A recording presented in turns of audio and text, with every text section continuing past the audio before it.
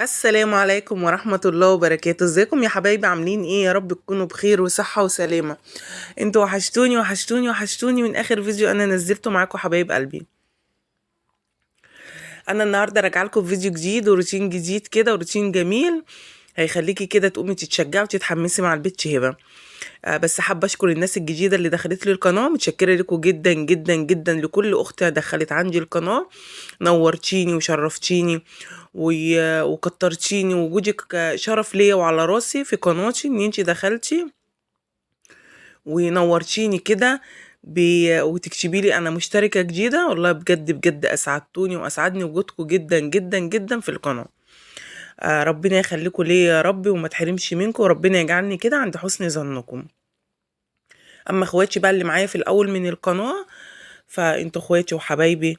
ربنا يخليكم يا رب وما تحرمش من كلامكم ولا من تعليقاتكم الجميله. بس في ناس برضو بتدخل كده في صمت وتخرج في صمت، ما بتنسى تكتب لي تعليق. اكتبي لي تعليق كده عشان ايه؟ يعني يسعدني كده بتعليق كده، بقعد استنى تعليقاتكم الجميله، اقعد اقراها كده تعليق تعليق كده، وببقى سعيده جدا جدا بتعليقاتكم بكلامكم الجميل. هنا بقى بدأت يومي بالغسيل. نشرت معاكم الغسيل. طبعا حبايبي اللي متابعيني من الاول عارفين ان انا ببدأ يومي كده بالغسيل. بحب ان انا انشره وانزله كده من على دماغي ياخد ايه، لاني بدخل جوه بقى يعني ايه، بنشغل في الشغل البيت كله، فببقى عامله ايه من بره لجوه. بحب عموما اخلص شغل البيت عندي من بره لجوه. بس قبل ما ندخل كده في الفيديو نصلي على الحبيب المصطفى. اللهم صل وسلم وبارك على سيدنا محمد وعلى اله وصحبه اجمعين. يلا حبايب قلبي كلنا نصلي على الحبيب المصطفى ونستغفر الله كتير كتير كتير. سامحوني على صوتي، تعبان جدا، زوري من البرد. البرد مش عارفة سابني شوية وبقيت أحسن، ورجع تاني. ربنا يبعده عننا بقى التعب ده والبرد. بصراحة عايزاكم تدعوا لي دعوة حلوة كده من قلوبكم الصافية البيضة الحلوة.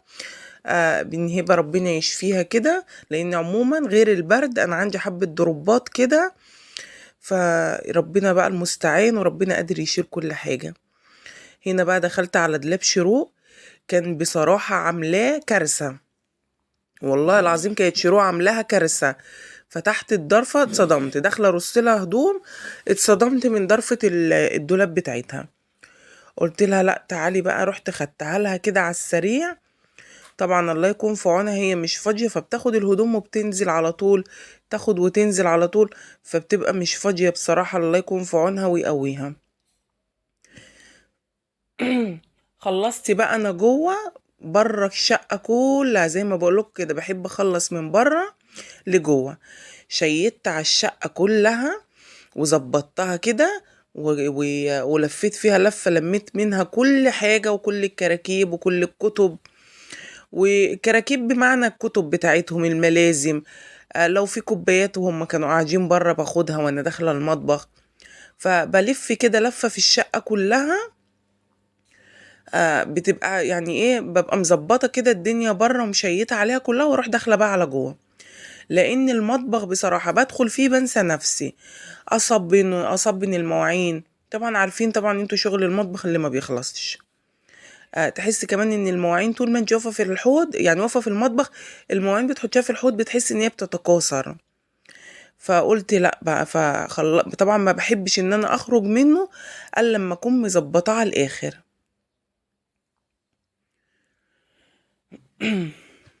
بصوا دخلت بقى هنا كده صبنت المواعين كلها معاكم. كان عندي حبة مواعين حلوين يعني، كان عندي مواعين بصراحة، كانت مواعين يعني حبة حلوين حلوين.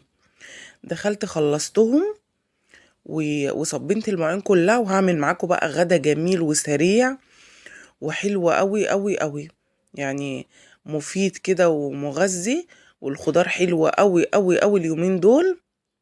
نزلت السوق، بصراحة الخضار مسكر وجميل ومعسل. والله جبت سبانخ وجبت قلقاس وكده. وكان عندها البسلة كانت جميلة جميلة بصراحة. بس كان نفسي انا اكل المرة دي سبانخ، ما كانش نفسي اكل. يعني كانت طالبة طالبة سبانخ، مش طالبة بسلة خالص. كنت طالباها بقى، كانت طالبة معايا ان انا اكل سبانخ. انا عندي ولادي حبايب قلبي ملهمش في الطبيخ خالص. يعني يعني لو عملته باستمرار ما ياكلوهوش، لكن بيحبوا اللي هو ايه النواشف، بيميلوا اكتر حاجة وبيحبوها وبيحبوا ياكلوا فيها النواشف. لكن الطبيخ الطبيخ ابو قوطة او ابو لحم زي اللي انا هعمله كده النهارده هم ملهمش فيه، بس انا من وقت للتاني ضروري لازم اعمله لهم. برضو بحس لابد منه، يعني انا كوجهة نظري لابد منه الطبيخ، فلازم اعمله يعني من وقت للتاني كده بعمله.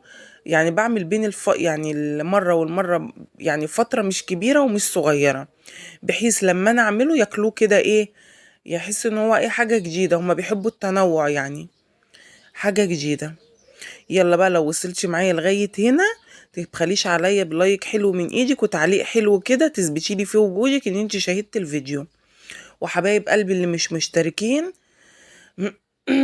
80% مش مشتركين بيتشاهدوا الفيديو مش مشتركين، انا مش عارفة ليه، يعني انا مش عارفة ليه. عايزاكي كده تنوريني وعيلتنا الجميلة تزيد بيكي، وتخش على طول تشتركي مع قناة هبة، ان شاء الله هتعجبك وتلفي فيها لفة ان شاء الله بأمر الله. القناة هتعجبك وهتدخل قلبك على طول، عشان انا عارفة ومتأكدة ان انت هتحبيني يعني.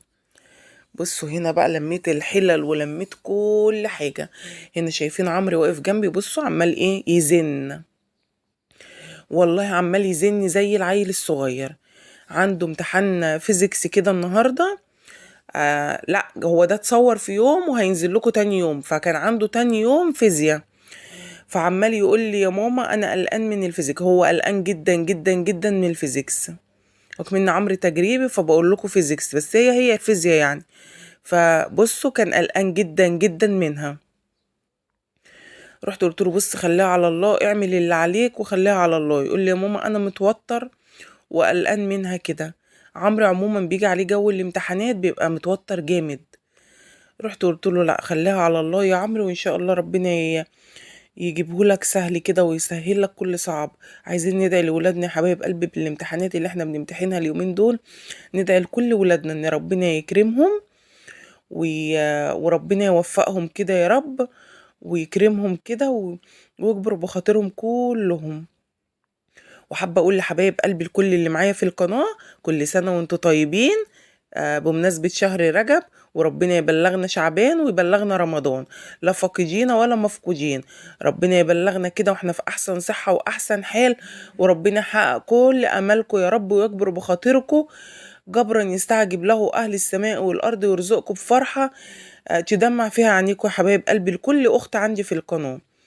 بجد مش لاقيه اي كلام اقوله لكم، والله ما لاقيه اي كلام اقوله لكم، عشان اي كلام مش عايزه اتكلم كتير وابقى مقفوره في الكلام، بس والله العظيم انا اي كلام هقوله انا مش هوفيكوا حقكم، والله ما هوفيكوا حقكم خالص خالص خالص. قصاد كل كلمه انتوا بتكتبوها لي وبتقولوها لي ربنا يكبر بخاطركم يا رب ويفرحكم فرحه كبيره كده يستعجب لها اهل السماء والارض. بجد بجد يعني مش قادرة اعبر ولا اي كلام هيعبر لكم عن اللي جوايا يعني. هنا مسكتش بقى الاستاذ البوتاجاز دوت، دماغي في الاستاذ وفي الميس وفي الابلة، والله العظيم من كتر ما بكلمهم بص لساني حتى، بص افضل اقول الاستاذ يا ابني يقول لي يا ماما المستر، اقول له الاستاذ ولا المستر ولا الميس ولا بص يفضل يقول لي يا ماما، قولي يا ماما بتاع الالماني قولي له الهيرة، اقول له طب خلاص ماشي. انا في الاخر برضو يا عمرو هو اسمه مدرس، والله العظيم بصوا من كتر ما انا بكلمهم في اليوم 100,000 مرة. طبعا مدرسين شروق حبايب قلبي اللي داخلين معايا مشتركين جداد، عندي شروق ثانوية عامة السنة دي، ادعوا لها بقى كلكم وندعي كلنا للثانوية العامة، وعندي عمرو أولى ثانوي. فمن كتر ما انا بكلم دوت وبكلم دول وبكلم دي واتفق على المواعيد واغير المواعيد، حاسة ان دماغي اتسحلت بالمدرسين، والله العظيم دماغي اتسحلت بالمدرسين. لما بكون بكلم واحدة صاحبتي في التليفون والله العظيم بتحصل معايا، وحياة ربنا يعني عندي واحدة صاحبتي اسمها داليا، هي مش صاحبتي هي اختي يعني اختي بجد يعني. اقول لها ايه بقول لك يا فراو، تفضل تضحك عليا.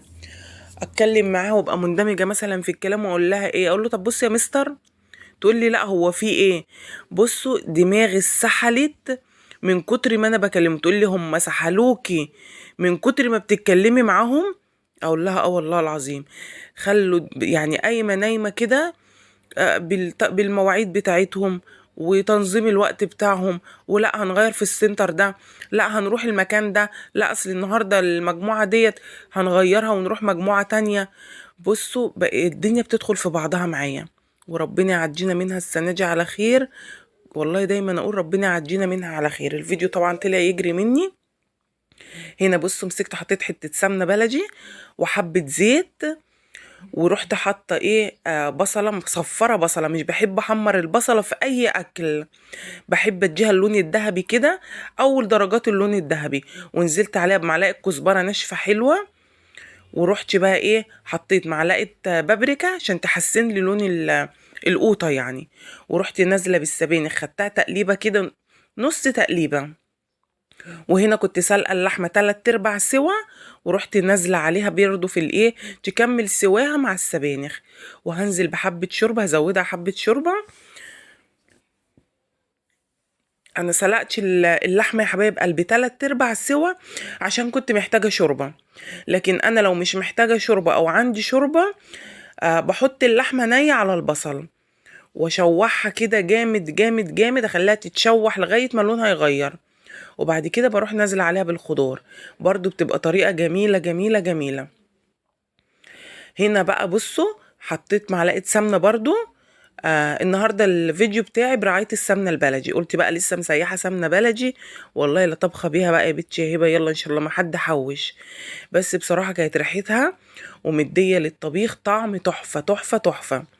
حطيت معلقه سمنه بلدي وحطيت حبه زيت وحطيت فصين مستكه، ورحت نازله بشوربه لسان عصفور. بصوا هي الاكله ديت انا كنت ايه طالبه معايا ان انا اكل سبانخ وشوربه لسان عصفور وقلقاس. بصوا هنا بقى شوربه القلقاس حيقتها تمام التمام، ورحت نازله بالقلقاس اهو.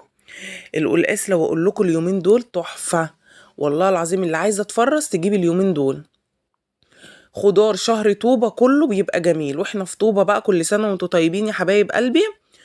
حاولوا بقى لو اللي عايزه تفرز على يعني ايه عشان رمضان وكده، كل سنه وانتم طيبين ويجي عليكم بصحه وسلامه.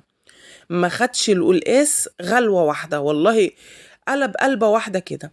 ورحت حطيت السلق بتاع القلقاس على النار هبط خالص.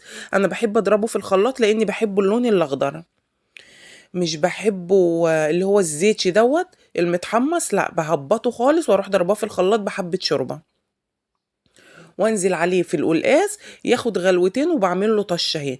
بصوا هعمل طشه للسبانخ وهعمل طشه للقلقاس. السبانخ يا حبايب قلبي حطيت لها حبه رز بس هما ما التليفون ساعتها كان فوق يعني كان وقف، ما كانش ما جاتش يعني ما جابش لقطه وانا بحط حبه رز. عايزه تحطي للسبانخ حمص طبيخ براحتك، تحط رز انا بستكفى بالرز لاني بحبها بصراحه بالرز.